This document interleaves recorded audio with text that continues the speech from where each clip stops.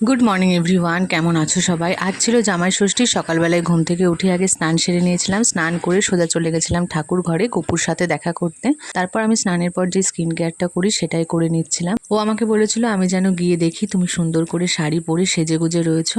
আসলে কি বলতো, প্রতি বছর আমি শাড়ি পরে সুন্দর করে সেজে গুজে তারপরে দুজনে মিলে একসঙ্গে ষষ্ঠীর দিন আসি, তো ওই সময়টা হয়তো মিস করবে, সেই কারণে আমাকে সেজে গুজে থাকতে বলেছিল। আমি ভেবেওছিলাম যে শাড়ি পরবো, ও হয়তো বাড়ি থেকে বেরোনোর সময় আমায় ফোন করবে, ততক্ষণে আমি শাড়ি পরে নেব। বাড়ি থেকে বেরোনোর সময় ও ফোন করেনি, হঠাৎ করেই চলে এসেছে। তারপর আমি ভাবলাম এই বছর তো জামাই ষষ্ঠী, তেমন কোনো নিয়ম নেই, অত সেজেগুজে বসারও ব্যাপার নেই, তাই আর শাড়িটা পরিনি।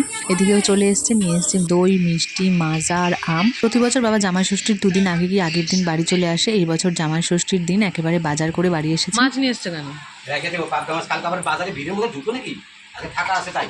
শনিবার বলে কোনো নিয়মকানুন হবে না, শনি মঙ্গলবার নাকি খরবার, তাই জামাইকে কোনো রকম হলুদ, চন্দন বা দইয়ের ফোঁটা দেওয়া যাবে না। আজ যেহেতু ষষ্ঠী, তাই 6 রকমের ফল, 6 রকমের মিষ্টি, দই, খই, চিড়ে আর আমাদের আমদুধ দিতে হয়, সেই আমদুধ। আর এখানে রয়েছে বাবা মায়ের তরফ থেকে ওর জন্য গিফট, রয়েছে একটা শার্ট আর একটা কটনের প্যান্ট। এই সমস্ত কিছু মা ওর হাতে তুলে দেবে। জামাইকে আশীর্বাদ করবো, ওইটা হাতে দেবো, ব্যাস। তাকাও এদিকে।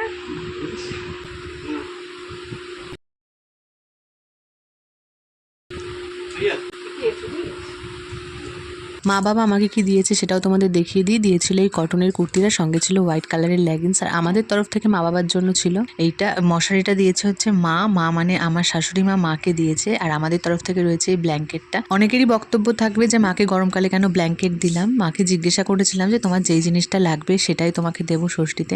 মা কিছুই বলেনি, তবে আমি জানতাম যে এই বছর শীতের আগে মা একটা ব্ল্যাঙ্কেট কিনবে, সেই কারণেই ভাবলাম ব্ল্যাঙ্কেটটাই দেওয়া যাক। আজকে নিরামিষ রান্না হবে, পনির। বাবা বললো একটু পনিরটা কেটে দিতে। এদিকে তো বাবা আর মা টুকটুক করে রান্না করছে, দিদাও সবজি টবজি কেটে হেল্প করছে।